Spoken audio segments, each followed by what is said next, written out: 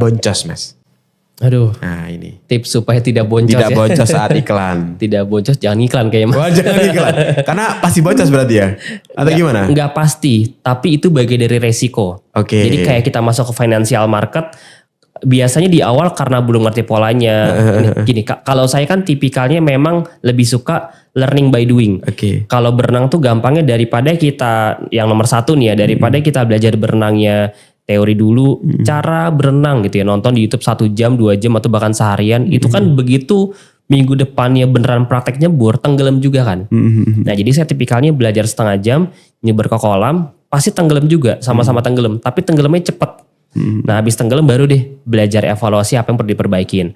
Nah saya nyaranin kalaupun teman-teman pengen iklan, pertama pakailah modal uang dingin. Bukan uang panas. Yang kedua selalu jaga resikonya. Misalnya budgetnya misalnya 1 juta. Maksimal banget misalnya 200.000 Mas. Jadi 200.000 ini testing iklan. Kalau ternyata beneran hasilnya jelek banget, udah jangan dilanjutin. Kan sederhananya iklan itu tujuannya Mas iklan 100.000 dapat 1 juta. Kan simpelnya kan gitu kan. Cuman kan di dalamnya ada baca data lah, ada harus perbaiki landing page, copywriting dan segala macamnya. Tapi intinya gimana cara 100.000 jadi 1 juta. Jadi begitu Mas iklan misalnya 100-200 ribu hasilnya jelek, kalau saya nyaranin stop dulu. Stop, evaluasi dulu. Gitu. Nah jadi jawabannya gimana cara biar gak boncos, ada 2 sebenarnya. Bukan 2, ini urutannya ya.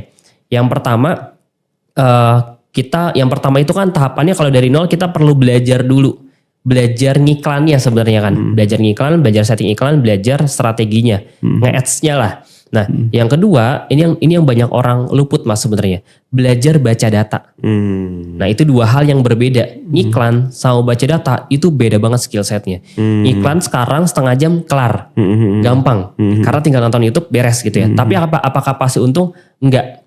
Ya kan? Karena tadi enggak ngerti baca datanya. 50.000 iklan. 100.000 iklan. Gak ada yang closing sama sekali, berarti kan rugi kan. Nah itu kita harus masuk ke fase baca data. Kenapa nih gak dapat hasilnya? Oh ternyata landing page-nya kurang menarik. Karena yang ngeklik banyak, landing page yang visit banyak tapi gak ada yang beli.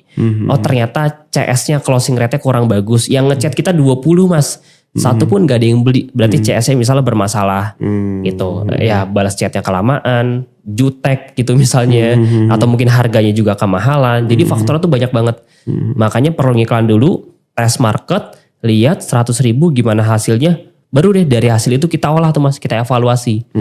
Gitu. Jadi kurang lebih itu sih tipsnya. Cuman gampangnya daripada mikirin gimana cara biar gak boncos, lebih baik kita manajemen resiko.